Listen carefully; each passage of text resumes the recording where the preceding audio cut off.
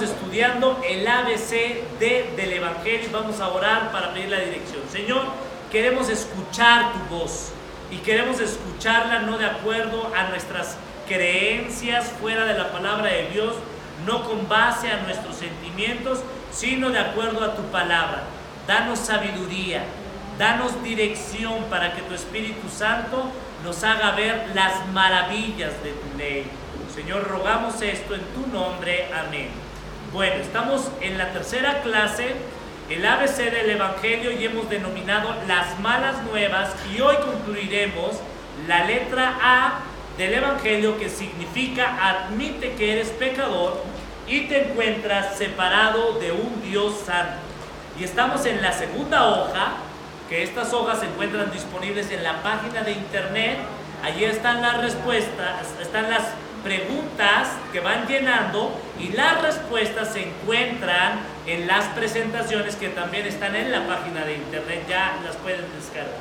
Pero la explicación el día de hoy y las preguntas las vemos en esta clase. Bueno, dicho lo anterior, vamos a continuar en relación a esta enseñanza base que es el Evangelio, lo que la palabra de Dios nos dice, y vimos que la letra A, número 1, la Biblia nos enseña que para que el hombre, el primer paso para compartir el Evangelio es tener una perspectiva bíblica de la condición espiritual de todos los hombres. Y lo que dijimos, número 1, tenemos que admitir que somos pecadores. Una persona que no reconoce que ha ofendido a Dios, que ha violado la ley de Dios, nunca buscará a Dios, lo buscará de acuerdo a sus métodos humanos.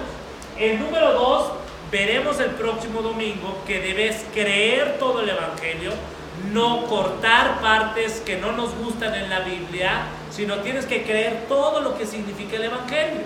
Número 3, veremos que creer el Evangelio, evangelizar a una persona y evangelizarnos a nosotros mismos diariamente con la palabra de Dios, significa confesar nuestro pecado y tener fe en Cristo. El número 4, demostrar que tenemos frutos de arrepentimiento. Vamos entonces con el número 7. Vimos el domingo pasado que debemos admitir que somos pecadores.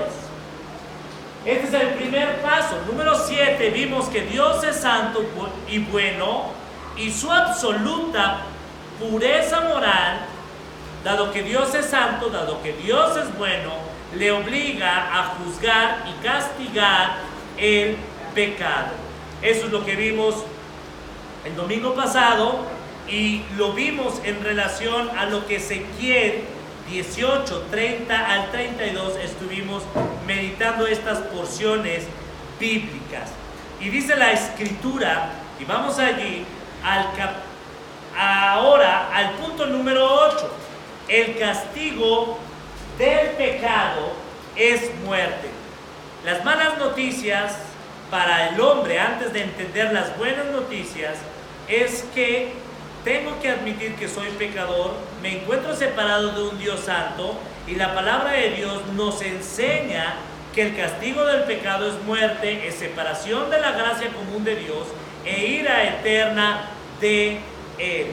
Concluimos el domingo pasado en Apocalipsis 14, 9 al 11, que ciertamente en aquel lugar donde será el lloro y el crujir de dientes, estarán los santos ángeles de Dios y el Cordero de Dios, cara a cara, bebiendo de la ira de Dios. Es lo que nos dice Apocalipsis 14, versículos del 9 al 11. ¿Cuál es la diferencia entre el infierno y las personas en la tierra, los que no creen en Jesucristo, los que no creen que son pecadores?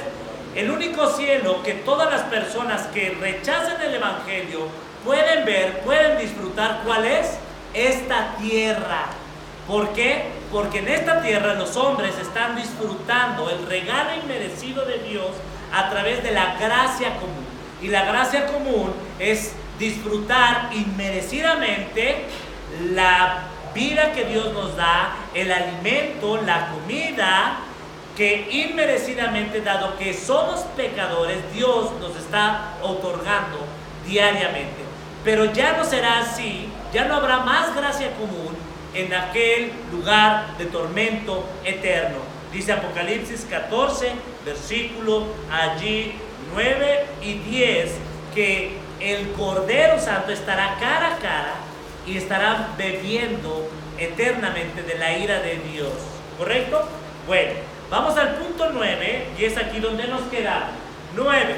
Solamente podemos comenzar a entender nuestro pecado e impotencia cuando comprendemos el carácter santo de Dios.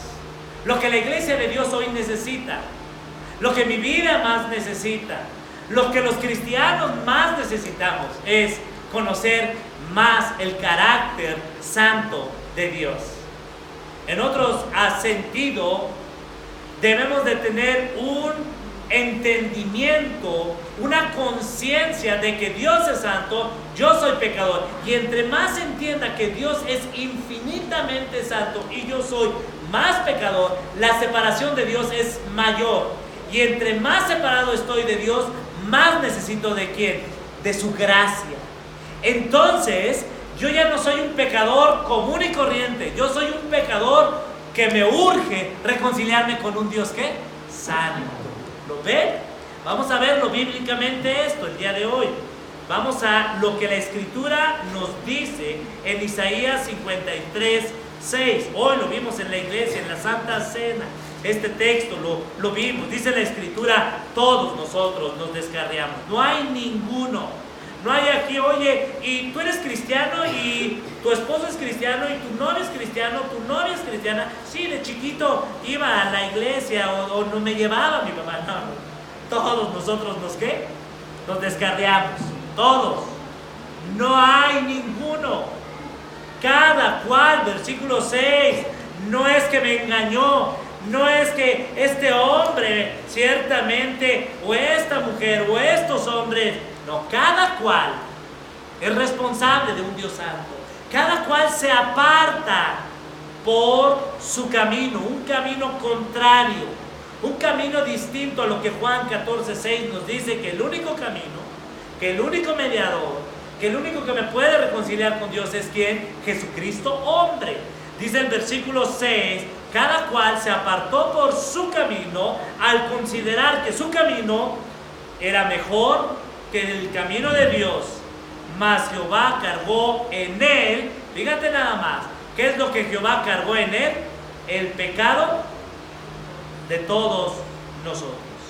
En este sentido, cuando nosotros entendemos que somos pecadores, cuando yo entiendo que este no es un asunto de mi mamá y de mi papá que quiere que esté todos los días en la iglesia, cuando yo entiendo que no se trata de que yo vengo a la iglesia para que Dios me haga el milagro, me dé al esposo, me convierta, mi trabajo, me dé la salud. Cuando yo entiendo que soy pecador, yo empiezo a entender que ciertamente el que necesita a Dios soy yo, urgentemente.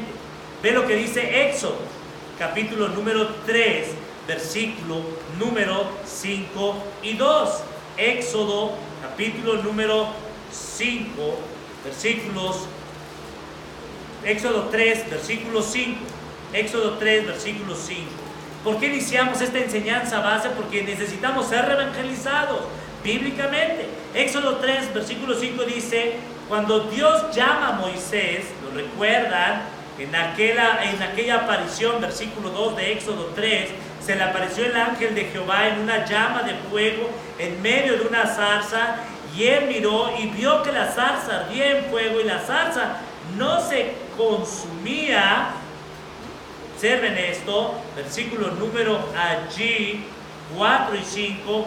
Viendo Jehová que él iba a ver lo que llamó Dios en medio de la zarza, y dijo, Moisés, Moisés, y respondió, heme aquí. Observa el versículo 5. ¿Qué fue lo que Dios le dijo a Moisés? No te acerques, quita tu calzado de tus pies, porque el lugar que tú estás pisando es un lugar que santo. Cualquier persona si dice, oye, quítate los pies, ¿cómo crees? Me voy a ensuciar del polvo y aquí me vaya vaya a haber una astilla y me voy a... ¿No es cierto? Porque nosotros nos creemos que somos más limpios. En otro aspecto, la zarza estaba representando en una perspectiva limitada la santidad de Dios. Porque la santidad de Dios, en este ejemplo, en este testimonio ante Moisés, lo que quería ver es que, mira, Moisés, aquí hay una separación entre tú y yo. Cuando tú te acercas a mí, no te puedes acercar con una forma indiferente. No te puedes acercar como si estuvieras hablando con tu igual. Tú tienes que tener un sentido, y eso es lo que nosotros debemos tener, un sentido. Cuando nos acercamos a Dios, tenemos que tener un sentido de que estamos hablando de cosas serias. No podemos tomar a Dios a la ligera. Quita tu calzado de tus pies, porque el lugar que tú estás pisando es un lugar que es santo, porque Dios está ¿qué? Allí. Vean la misma idea, 2 de Samuel, capítulo 6, versículo número 1 al 9. 2 de Samuel, capítulo 6, versículos 1 al 9. Dice la palabra de Dios allí: en este intento en que el rey David intentó llevar el arca a Jerusalén, David volvió a reunir todos los escogidos de Israel, eran alrededor de 30,000. Recuerden que el arca había sido tomada por los filisteos, y David ciertamente derrota a los filisteos del versículo 17 al 25 y intenta llevar el arca a Jerusalén, y sucede aquí un evento. Vean esto, versículo 2: se levantó David y partió de Baala, versículo 2 del capítulo 6 de 2 de Samuel, que tenía consigo para hacer pasar allí el arca de Dios, sobre la cual era invocado el nombre de Dios, Jehová de los ejércitos, que mora entre los querubines. Recuerden que el arca del pacto es el lugar donde habían sido depositadas las tablas que Dios había escrito, los mandamientos, la ley de su pueblo, que simbolizaban la relación con Dios vertical y la relación horizontal con su prójimo, simbolizaban la presencia de Dios. Versículo 3, y ve lo que sucede: pusieron el arca de Dios sobre un carro nuevo, la llevaron de la casa de Abinadab, que estaba en el collado, y Usa y Ahío, hijos de Abinadab, guiaban el carro. Aquí parecía todo un viaje normal, ¿no es cierto? Versículo 4: y cuando lo llevaban de la casa de Abinadab, que estaba en el collado, con el arca de Dios, Ahío iba delante del arca, y David y toda la casa de Israel danzaban delante de Jehová con toda clase de instrumentos de manera de haya, con arpas, salterios, panderos, flautas, címbalos. Y observa el versículo número 6.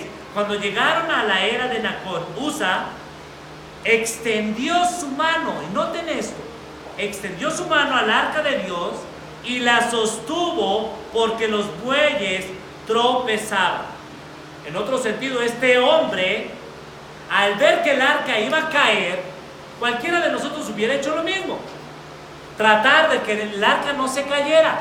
¿Por qué? Porque él sabía que el arca del pacto era la representación de Dios y no quería que se cayera, porque era el lugar que representaba santidad a Dios. Y vean la respuesta de Dios, versículo 7: y el furor de Jehová se encendió contra Usa, y lo hirió allí Dios por aquella temeridad. ¡Wow! Por aquella temeridad, y cayó allí muerto junto al arca de Dios. ¿Cuál fue el pecado que cometió Usa? La intención de Usa era buena, ¿no es cierto? Era que el arca no se cayera. Entonces, ¿por qué Dios lo hirió de muerte? ¿Y por qué murió? ¿Por qué? Porque Usa creyó que sus manos eran más santas que la tierra. ¿Qué dice Isaías capítulo 6, versículo 3? La tierra está llena de la gloria ¿de quién? De Dios. La tierra ciertamente manifiesta que hay un creador que es perfecto y que Él es ¿qué? Santo. Pero Usa consideró que sus manos eran más limpias. No se consideró como pecador Usa. Dice el versículo número allí 7: se encendió y lo hirió allí, observen, por aquella que temeridad. ¿Cuál fue el pecado de Usa? No temer a quién, a Dios. No considerar que lo que simbolizaba la presencia de Dios, él podía acercarse a Dios con sus manos que impuras. No tener un sentido de que él era pecador y de que Dios es que santo. Dice la palabra de Dios en el Nuevo Testamento, sin santidad nadie puede ver a quién, a Dios. Esto, pastor, esto a mí de forma práctica es muy sencillo. Yo no me puedo acercar a Dios ciertamente como si yo pudiera hacerme merecedor que Dios me necesita escuchar. Yo puedo acercarme confiadamente ante Dios por los méritos de ¿quién? De Cristo. Esto significa que a través de Cristo yo he sido reconciliado con Él, pero debe haber un sentido de asombro, de respeto, de temor, de agradecimiento, y yo tengo que ver que las cosas de Dios que han sido consagradas a Él tienen que cuidarse. Tu vida ha sido consagrada y fue comprada ¿por quién? Por Dios. Así es que tu vida ya debe ser apartada ¿para quién? Y muchos de nosotros nos conducimos en este mundo jugando con el pecado, exponiéndonos a ser heridos de muerte. ¿Por qué? Por olvidarnos que Dios es ¿qué? Santo.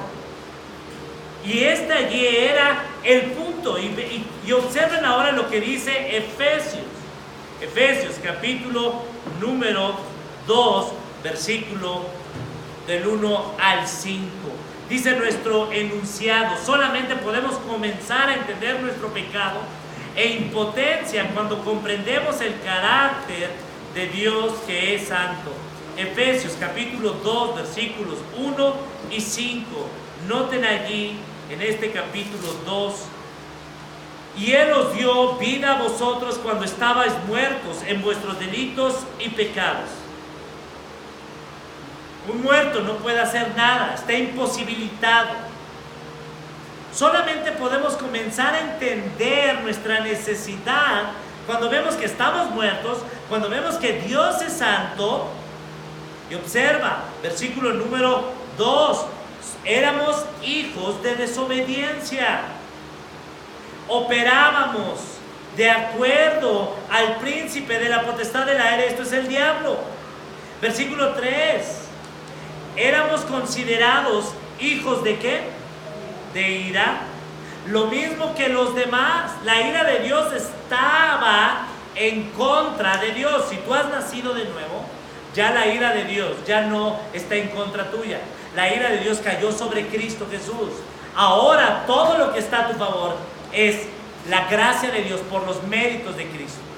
Y observa entonces, versículo 4: Dios, que es rico en misericordia, por su gran amor que nos mandó. La diferencia es que nuestra imposibilidad, al estar muertos, al ser enemigos de Dios, hijos de ira, hijos de desobediencia, nosotros podemos ver a Dios de otra forma, como necesitados de Él urgentemente. Entonces, dicho esto, el entender el carácter de Dios santo nos hace ver a Dios de forma asombrosa, con respeto, con temor, pero también con un sentido de que pueda acercarme a Él no por mis méritos, de que pueda acercarme confiadamente, y todo eso de forma inmerecida, porque yo estaba ¿qué? Muerto, porque yo era su enemigo. Y si ahora ya no soy su enemigo, y si ahora formo parte de la familia de Dios, es gracias a la misericordia y a la gracia que fue derramada a través de ¿quién? De Cristo Jesús. Entonces mi vida ahora es de agradecimiento. Yo no puedo estar en la vida viviendo como si viviera como una persona que puedo estar viviendo nuevamente en pecado. Por eso el Evangelio tenemos que predicárnoslo nuevamente. Cuando yo soy ciertamente necio, cuando yo soy rebelde, cuando yo no me someto a la palabra de Dios, yo tengo que recordar, momento, tengo que recordar quién fue Usa. Usa vivió una vida sin temor ¿a quién? A Dios, al considerar que él era más santo que la presencia de ¿quién? De Dios. Así es que tú, cuando estás viviendo de forma pecaminosa, cuando una hermana, un hermano, cuando tú estás siendo rebelde a no someterte, a no esperar, a no confiar en Dios, acuérdate de Usa. Dile a esa hermana, a ese hermano, dile a tu esposa, amor, dile a tu esposa, ¿te acuerdas de Usa? Dios puede usar a Usa para que tú no seas herido ¿de qué? De muerte. Acuérdense así. Cuando veas a aquella hermana que ya se apartó, a aquel hermano, cuando veas ciertamente, o tú que te estás apartando, acuérdate de quién, de Usa. Acuérdate de Moisés, que ni siquiera merezco estar en este ¿qué? Hermanos, ¿sabes que te puede caer un rayo?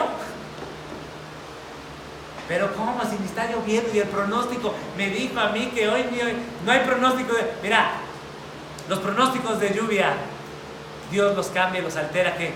Cuando Él quiere. Y si estamos aquí, es porque no merecemos estar aquí.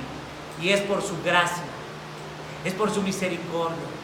Muchos de nuestros problemas y de nuestros pecados y de nuestro enojo se resolvería si nos acordáramos que Dios es ¿qué? Mira, tu cara así, todas así enojado contigo mismo. Dile a tu carita que recuerde que Dios es ¿qué? Santo, que Dios es bueno. Y eso al menos debe sacarte una ¿qué? Señor, gracias, porque no he sido ¿qué? Consumido por mi pecado y me estás dando la oportunidad que yo aprenda a ver que ni siquiera merezco esta tierra no es mía. No, cómo no, yo vean la escritura, yo la compré, ¡pum! El Señor te quita la vida. ¿De quién es? De nadie. ¿No? Entonces, ¿para qué trabajas? ¿Para qué estás haciendo esto? Para disfrutar y que otros vean a Cristo. Bueno, vamos al siguiente punto. Punto número 10. Punto número 10. Regresamos a la presentación. Pecadores, vean esto. Al ver esto, imagínense. ¿Ustedes creen que, o sea, hermanos, con todo el respeto, no nos espantes si alguno de nosotros en esta semana ya no está? Ay, pero es que el hermano, la hermanita era tan buena. Buenas las naranjas, el mango, la sandía y Dios que es bueno. Pues somos ¿qué? ¿Han visto eso? Ay, me acuerdo de una ocasión que mi suegro una vez se cayó y le vinieron las vecinas y le dijeron, ay, pero Miguelito, tan bueno que era él. Y diría a su esposa, pero usted no conoce ese Miguelito. Muchos de nosotros, y hasta nos la creemos, ¿verdad? Ay, Señor, usted siempre tan bueno. Y si tú te la crees, te estás olvidando del paso número 1. Somos buenos, somos pecadores. La Biblia dice que nuestro corazón es ¿qué? Perverso. Pero por la gracia de Dios, Dios está obrando en mí y me está haciendo ver su misericordia, su gracia. Vean esto. Pecadores, entonces ¿cómo estamos? Indefensos. A ver, ¿quién le va a ganar a Dios? Hace unas semanas falleció este gran científico, y digo gran científico, ustedes lo conocen, Stephen Hawking, me parece que se pronuncia, tratando de descubrir, hicieron una película, si tienen Netflix pueden verla para que ustedes vean los excesos del envanecer el hombre. Ay, el pastor, ya ves, es espiritual ver, papá, películas en Netflix. Bueno, si tú te pones los lentes de la gracia y la analizas, puedes ver los peligros. No estoy incitando a que vean Netflix. Lo que estoy mostrándoles es que al final del día, y yo ni la he visto, pero la voy a ver todavía. Pero bueno, el punto más importante es que este hombre, ciertamente triste y lamentablemente, su conocimiento no le bastó para reconocer y ver que Dios gobierna el universo. Y hay gente que ni siquiera tiene la primaria, que puede ver las maravillas de ¿quién? De Dios. ¿Cuál es la diferencia? La gracia de Dios que un hombre le permitió admitir que es pecador, ver que Dios es santo y ver a Cristo Jesús que lo reconcilió con él. ¿Lo ven? Bueno, vamos entonces pecadores indefensos solamente pueden sobrevivir por la misericordia y gracia común de Dios. ¿Por qué estás aquí? No, pues es que yo me cuido, pues sí, mi trabajo me ha costado cuidar mi azúcar y mi cuerpo, y yo me he cuidado, no es en balde. ¿Sí han visto esas personas que llegan a una edad avanzada y dicen, toda la gloria ha sido gracias a quién? A mi trabajo, ¿no es cierto? Y es que esta casa, no, y mis hijos, a mí no sabes el sacrificio que me costó que mi hija se titulara y que comprara esto. Banalidad, todo es gracias a quién. Somos indefensos, somos indefensos, somos indefensos. Solamente sobrevivimos por la misericordia y gracia común de Dios. Festejamos los cumpleaños, hoy festejamos el cumpleaños. Y este cumpleaños es gracias a quién? A Dios. No es gracias al doctor Simi, que pudo sanar a mi hija. No es gracias ciertamente a que yo me esforcé, velé. Sí, gracias a Dios. Dios te dio ¿qué? El dinero para comprar la medicina. Dios te dio la fuerza para cuidar a tus hijos. Pero toda la gloria se la lleva ¿quién? Dios. Romanos 11:36. Porque de Él y por Él y para Él son todas las cosas. Dios no comparte su gloria con absolutamente ¿quién? Así es que cuando pasas al reconocimiento y cuando pasas con tu hijo en la graduación y te compres el mejor vestido y te toque hablar en público, quítate la gloria, porque esa gloria la merece ¿quién? Dios. Se suben como las, ¿no es cierto? Señor, todo es tuyo. Y de lo recibido de tu mano, ¿qué? Ay, pero mira, es que esta hermana no da para el convivio, esta hermana no ha dado ni ofrendado. ¿A ti qué? Si esta hermana no tiene para dar y lo que está dando es con un corazón contrito y humillado, eso es lo que cuenta. El número de ceros, el color de billetes, eso es donde está tu fe y no en Cristo Jesús. Eso es. El principio bíblico, cada uno de cómo propuso que... No, pero es que la hermana tiene más y puede dar más. ¿A ti qué? Tú, a lo que estás, tú examínate, ve. No merecemos nada, somos indefensos. Y es un honor servir a Cristo, es un honor ofrendar. Y si no puedes hacerlo y estás sirviendo en otra área, es un honor. Dios conoce tu corazón. Nadie trae aquí rayos X de ver. Sí, ve esta hermana como que sí, y como que hizo la boquita así, como que le cayó y como que, qué bueno. No. El Espíritu Santo, aquí está el Espíritu Santo. Y el Espíritu Santo convence de pecado.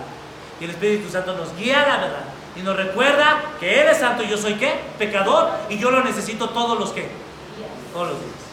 ¿Ok? Y todos los días yo le digo a mi hijo, la primera palabra que tienes que decir es gracias a quién? A Dios. Gracias. Okay, vamos al punto 11. Entonces, bueno, Job 33:4. Vayan allí. Job, capítulo número 33, versículo número 4. Job, capítulo 33:4. Vean, el Espíritu de Dios me ¿qué? Me hizo. ¿Venimos del chango? ¿De la ranita de ahí? No. El Espíritu de Dios me ¿qué? Me hizo. No, que los ovnis, la Biblia dice, Dios me hizo sin cola, ni orejas de chango. No, Dios me hizo a su imagen y su semejanza para reflejar su gloria. Y el soplo del Omnipotente me dio ¿qué? Vida. ¿Quién? Dios te dio vida y Dios te la puede ¿qué? Quitar. Por eso Pablo dijo, si vivimos, si morimos, para Él vivir. Ya sea, mira, que vivamos o que muramos, ¿somos de quién? Del Señor. Y ahí la gente, es que, mira, manito, que cuando yo me muera, canta este canto. Y este canto, cuando ya se pase, mi hermano, preocúpate por vivir tu vida que tú dar a Cristo. Si tú vas a estar con el Señor, vas a estar gozando allá más allá. No es que yo quiero que... Y es que el hermano, la hermana le gustaba y vamos a hacer lo que le guste a la hermana y lo que le guste al hermano. Vamos a hacer lo que le guste a quién. a Dios. A su nombre sea la gloria. Punto. Y ya, hermanos. Nuestra mirada en Cristo. Hechos 17, 24 y 28. Dios puso aliento de vida. Vámonos a Isaías 57, 15 al 21. Isaías 57, 15 al 21. Observen esto, porque así dijo, me encanta esto. Vean, subrayan esto. Así dijo el chaparrito, el que pasa desapercibido.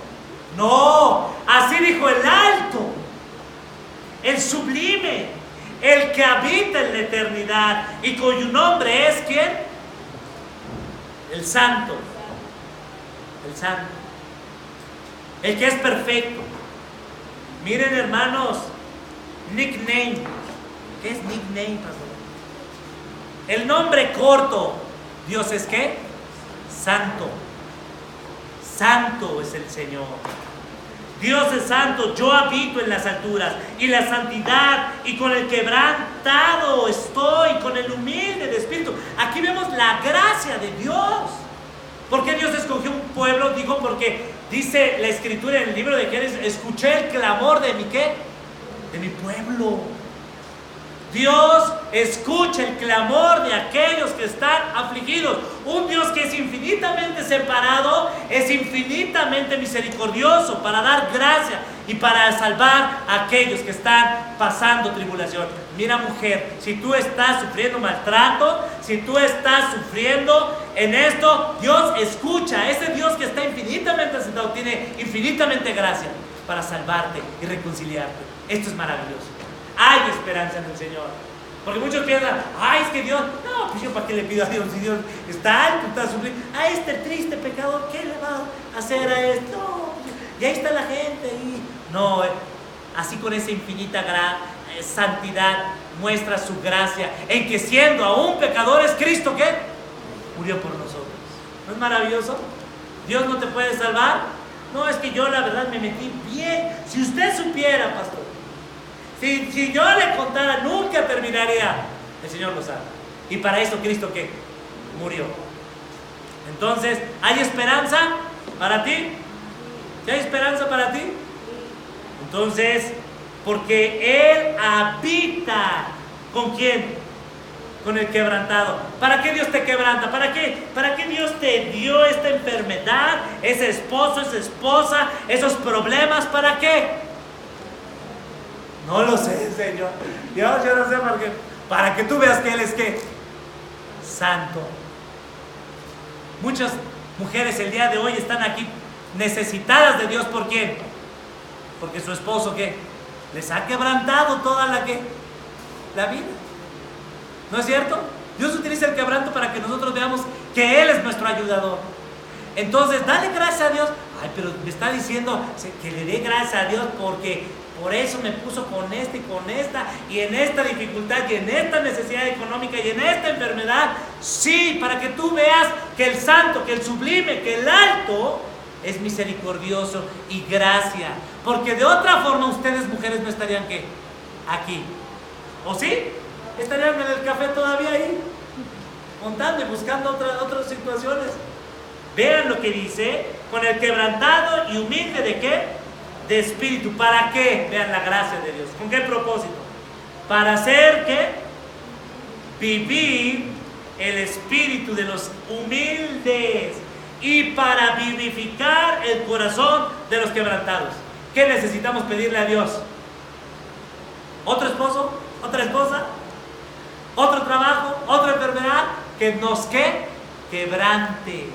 Que nos haga ¿qué? Humildes. Para que yo pueda ver su santidad y reconocer que yo necesito estar ante su altar todos los días. ¿Lo ven? Ah, pastor, me está diciendo entonces que esto malo Dios lo está utilizando para que yo me acerque más a Dios. Yo no te lo estoy diciendo, te lo está diciendo la Biblia. Porque cuando tú ves la santidad y ves que Él está con los humildes, tú tienes que parar las antenas y decir: necesito ser humilde, necesito comunicarle a mi cara comunicarle a mi cuerpo, comunicarle a mi esposo que el problema no es él, ella o los demás. El problema yo soy, que yo no veo que soy ¿qué? Pecador. Y que Dios es santo y yo no estoy viendo su gracia. Y si no tengo gracia, soy una persona que está viviendo en desgracia. Y luego, esos que no viven con gracia, le hacen la vida a los chiquitos sin gracia.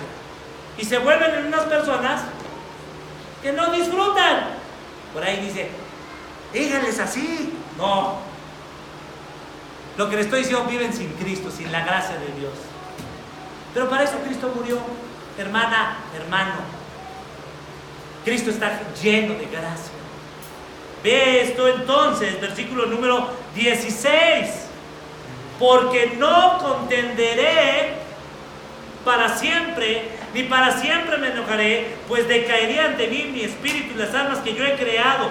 Por la iniquidad, dice la Escritura allí, de su codicia me enojé. Vean allí, por la iniquidad. ¿Quién tiene el problema? ¿Dios? No, yo. ¿Por qué estás enojado? ¿Por qué te enojas? El que debe estar enojado es ¿quién? Dios. Porque no estoy viendo yo la gracia. No estoy viendo que yo necesito de Él ser quebrantado. Por la iniquidad de su codicia me enojé. Estos hombres querían codiciar, apreciaban más el mundo, los deleites de este mundo pasajero, que al santo, que al alto, que al sublime. No estaban viendo que Cristo es mejor, que Dios es mejor. Vean esto, dice el versículo: y le herí, escondí mi rostro, me indigné. ¿Y qué sucedió? ¿Se corrigió él? ¿Y él siguió qué? Y él siguió rebelde. Espero que esta no sea tu historia. Y si tú sigues rebelde por el camino de tu corazón, pues no, cada vez va a venir peor. Si tú no pasas la materia de quebranto y humildad, parte 1, el Señor te va a llevar por quebranto y humildad, parte ¿qué? Parte 2. ¿Cuánto le costó al pueblo de Israel aprender la materia quebranto y humildad en el desierto? Ay, pues creo que por ahí 40 años. Pues hay muchos que por ahí todavía no salimos del quebranto y de la humildad y seguimos en nuestro desierto. Y ahí andamos y le picamos aquí y acá y voy acá, ya me divorcié, me casé otra vez, cambié de trabajo, ya le eché la culpa a Dios, a la iglesia, a la suegra, a todo el mundo. El Señor, fácil, quiere quebrantarte, quiere humildad, para que tú veas que Él es ¿qué? Santo, que Él es alto, que Él es sublime y que Él, versículo número 18, que Él es el único que camino. Que el camino donde tú andabas en tu corazón era un camino espinoso, un camino donde no hay agua, donde no hay alimento, pero ve la gracia de Dios. Si tú te vuelves a Él, versículo 18, Él te sanará, te pastoreará, te dará ¿qué? Consuelo. Y si perdiste algo, Él te va a consolar a sus enlutados. Versículo 19, ¿y qué va a producir? Obras, frutos. Paz. ¿Fruto de labios de qué? Tu lenguaje te lo va a cambiar. En vez de que seas como pitufo gruñón y estés allí, vas a hablar ¿qué? Paz. El Dios me ha ¿qué? Reconciliado, me ha sanado. Él que estaba lejos, ahora está ¿qué? Versículo 19. ¿Quieren? Él ahora está cerca. ¿Y esto quién lo dice? Jehová. Pero vean esto, versículo 20, 21. Pero los impíos, como el mar en tempestad que no puede estarse quieto, y sus aguas arrojan cieno y lodo, ellos no encontrarán ¿qué? Paz. No hay paz, versículo 21. Dijo mi Dios, ¿para quién? Para los impíos. Vamos a orar. Vamos a orar y dar gracias a Dios por estas porciones de su palabra. Señor, gracias te damos porque cuando vamos a tu palabra nos damos cuenta que somos pecadores indefensos. Señor, solamente vivimos por tu misericordia y por tu gracia. No permitas, Señor, que seamos como Israel, que, Señor, su corazón le llevó por su camino a padecer no solamente el castigo, a padecer la desolación, a enterrar a sus padres, a enterrar a sus hijos, a enterrar a sus esposos, a sus esposas, Señor, a perder toda esperanza. Y aún así, Señor, cuando tú produjiste eso en sus vidas, tú fuiste misericordioso, fuiste gracia para a través de ellos producir dos cosas: un corazón quebrantado, un corazón humilde, para que ellos vieran que tú eres alto, que nosotros, Señor, estamos muy por debajo de ti, que tú eres sublime, Señor, y nosotros somos vanos y pasajeros, que tú eres santo y que nosotros somos pecadores. Y al ver esta grande separación, Señor, en Cristo Jesús podemos ver que Él se humilló, Padre. Lo que nosotros hoy no queremos hacer, Cristo lo hizo para ponerse como ejemplo. Lo que nosotros no queremos dejar, Cristo dejó su trono, su reino, su gloria, para que nosotros pudiéramos ver, Señor, que qué tenemos, que qué no queremos dejar cuando tú te entregaste hasta la muerte, para un propósito, Señor, que confesáramos que solamente hay un hombre, una familia, un reino, una escuela, y esa se llama la escuela de la humildad y del quebrantamiento que tú a cada uno de tus hijos nos haces ver. Señor, quebranta a tu iglesia, quebrántanos para que nosotros tengamos un sentido de asombro, un sentido de agradecimiento, que podamos decir, Señor, gracias, gracias por este sufrimiento. Gracias, Señor, por esta amargura, porque en mi sufrimiento, en mi amargura, en mi enojo, me has hecho ver que tú estás detrás de él para sanarme, para salvarme, para consolarme y darme una familia que nunca perecerá. Y esa es la familia de aquellos que han creído, que han confesado y que han apreciado más a Cristo que cualquier otra posesión en la tierra. Te rogamos esto, Señor, en los méritos de tu Hijo. Amén.